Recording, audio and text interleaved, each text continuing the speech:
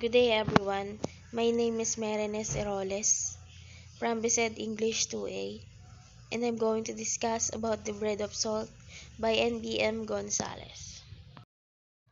Let's talk about N.V.M. Gonzalez or Nestor Vicente Madali Gonzalez, familiarly known as simply N.V.M., a teacher, author, journalist, novelist, short story writer, essayist, and poet, conferred as the National Artist of the Philippines for Literature in 1997.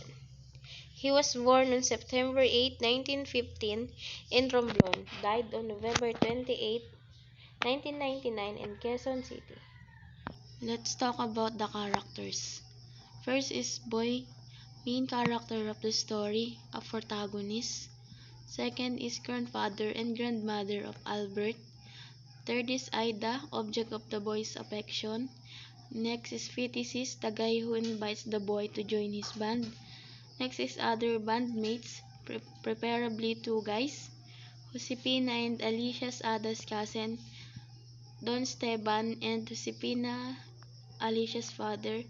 Last is Mr. Custodio.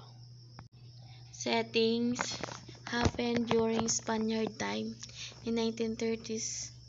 It is happened in bake shop, Don Esteban house, school, and the street. Plot of the story, rising action, when the 14-year-old boy started to learn and master playing violin. Conflict when his aunt doesn't support him to perform in public or parties because the musicians are the last to eat during parties. Man versus society, man versus circumstances. Climax when Ida caught him packing some of the food in the party. Falling action when the 14-year-old threw away the food that he packed. Resolution, the boy realized that, like a pandesal, he is still not yet ready to face reality. Summary. The story is all about the teenage boy who buys pandesal or bread of salt because of its wonderful flavor. Every day he walks by the house of the old Spaniard's niece Ida, whom the boy liked. He would follow her every day to school. He would also think about how he would confess his feelings for her during classes. He joins PTC's private band, Main Bilus Orchestra. One of the reasons he joined was to save money to buy a brooch for Ida. Also, it was his dream to be a violinist. True, his aunt did not want him to pursue his passion. One night, when the band was performing, the boy did something embarrassing that Ida saw, embarrassed.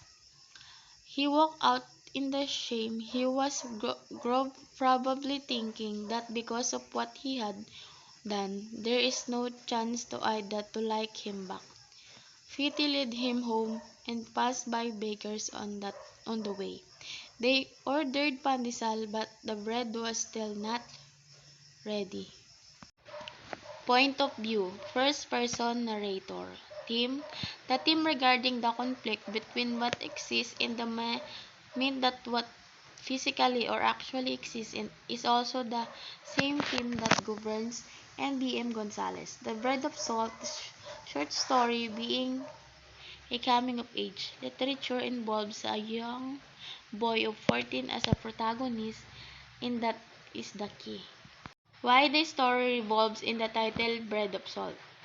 Because it all started when he was buying pandesal every morning in the bakery near the Great Spanish House where his mestiza classmate Ida lived and where he began to fall in love with Ida.